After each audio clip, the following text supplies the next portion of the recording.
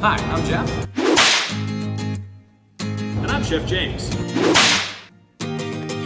And we're going to be making a quick clean out the pantry, clean out the fridge meal that's still delicious. Everyone loves fried rice, but let's be honest, it's not the healthiest. So today we've done a fried quinoa that's really going to lighten up the dish, but still have a ton of flavor for you.